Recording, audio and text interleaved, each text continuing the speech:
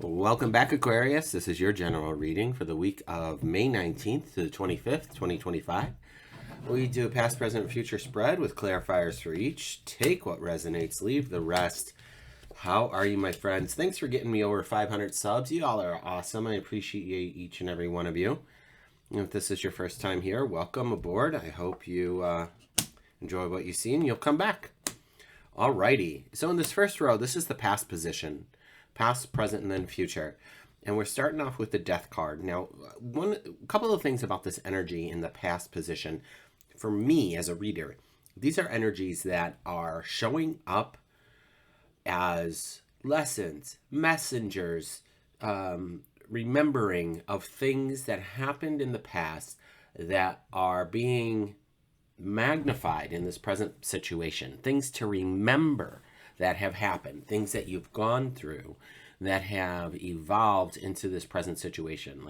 So if we were to, take a chunk of life look at your life at a moment, what are the influences in this moment? And for this reading, we have the Death card, we have the 6 of Cups, the 5 of Cups, and the 10 of Cups. So that's a lot of water for my air Aquarius friends. There could be a lot of emotions that have come up in the recent past that are just, whatever, a lot of emotions. So let's take each card one by one. The Death card could be a Scorpio. It could just mean something, there was a transition that you've gone through. For whatever that means for you, right? I don't know what your transition is. Could it be work? Could it have been relationship? Job? Work and job are the same. Situationship, living situation. Pardon me. My eyes got itchy really all of a sudden. So whatever that transition is for you that occurred, it has happened. You've gone through this before, kind of energy. Like, you know how to deal with this. The 6 of Cups is definitely one of joy, happiness. These children down here are playful. The cups are all full. It feels fulfilled. But there's also this moment of the 5 of Cups where the character is lamenting over the 3 cups spilled. And remembering hard times with the good times, I think, are really important. As Abraham Hicks would say, you know what? The duality of this reality shows you what your preferences are. So if everything was always 6 of Cups, that's why the Buddha had to leave the kingdom. Because the Buddha was royalty and only knew this kind of life, this 6 of Cups life, and said, what is beyond these castle walls? And realized that there was suffering out there. And he had never suffered before. And to understand suffering is to understand humanity and to understand yourself.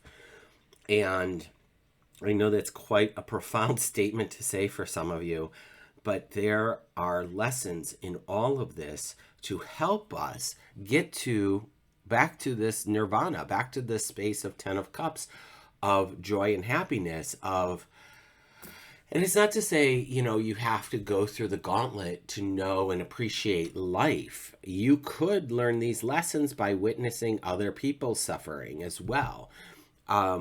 If you see someone in your family making poor choices, and as much as you may want to help them, you're like, whoa, okay, note to self not to do that. Have you ever done that? I do that. Like when somebody in public maybe, or I see a public figure saying or doing something, I'm like, ooh, note to self not to be like that. Note to self, remember, to wear your seatbelt, whatever the case may be. But there's this energy from, it looks like this death, rebirth again. That you've been through it multiple times, whatever it is or was. Let's go to the present situation with the 6 of Pentacles. So this is for the week of the 19th to the 25th. The energies that are coming up for you are 6 of Pentacles, 2 of Swords, King of Cups, and Wands, pardon me, Eight of Wands. It's an interesting, lovely combination. The Six of Pentacles in the first position shows a character who is a figure in the community, whatever that community is to you. It could be the head of your household, it could be the job, it could be your literal neighborhood, it could be in government, whatever that might be. But there are people looking up to you, literally and figuratively. There are people that rely on you, and you are using your discernment when interacting with people. And having good boundaries is what's showing up for me right now with this card. With the Two of Swords and the King of Cups, there is a lot of water for both of these. Now, the cups are water, but this Two of Swords is an air card. This is your card, Aquarius. And I love, this might be one of my favorite cards, is the Two of Swords, because the character in the card has to have this discipline to be able to sit here stoically holding these heavy swords blindfolded at night at the water's edge, like compounded one after the other, to be in this meditative state, to be able to drop into her heart and into her head and have this communion moment with the two. I feel like it's echoed then with the King of Cups, following your intuition, having compassion for yourself and others. Because as this warrior moves forward and this king move forward, there's the Eight of Wands. There's either news coming in quickly, decisions being made fast, opportunity is coming. The Eight of Wands does not wait for anyone. It is go time when that shows up. Pardon me if the snap is a little loud, but I wanted to emphasize that point, that there is something on the precipice here. You are getting ready to be ready. I want you to be able to stay strong in your meditation and who you are. Feel into your intuition and your compassion for yourself and others, because I think those are the things, Aquarius, that are going to bring you forward in a really strong way.